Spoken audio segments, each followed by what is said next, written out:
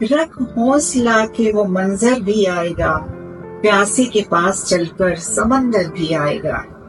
नमस्कार, मैं हूँ पूनम चुकराल और आज वर्ल्ड ओशंस डे पर सुनाती हूँ रामधारी सिंह दिनकर की एक भावपूर्ण कहानी, नदी और सागर। एक ऋषि थे जिनका शिष्य तीर्थ की यात्रा करके बहुत दिनों के बाद वापस आया।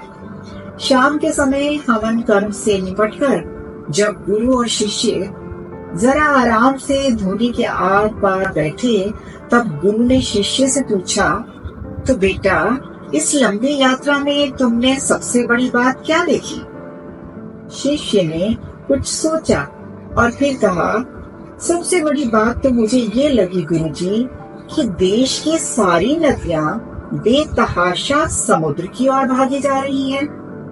गुरु बोले, अरे इसमें कौन सी बड़ी बात है?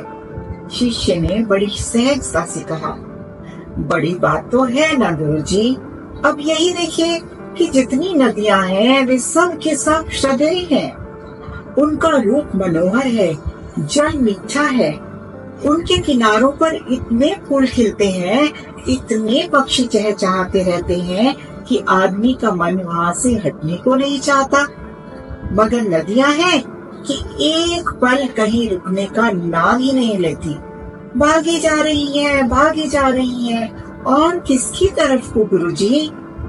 उस समुद्र की तरफ को जिसका रंग नीला और सारा शरीर नमक से लिप्त है, जिसके मुंह से हर समय पागलों की तरह झाग चलता रहता है और जिसे ये फिक्र ही नहीं रहती कि कौन उससे मिलने को आ रहा है।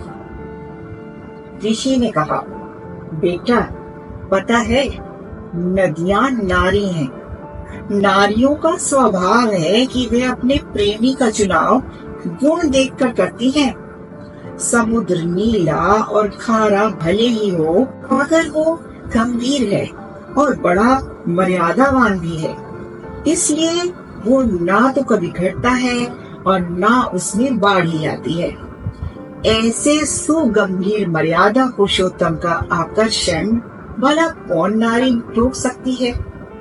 क्या खूब कहा है किसी ने, जिसको मिला है समुद्र की गहराइयों में मिला है लाजवाब मोती, किसी को किनारे पर नहीं मिलते। तो कैसी लगी ये कहानी? हमेशा खुश रहें, स्वस्थ रहें और सागर की तरह गंभीर बने। नमस्कार।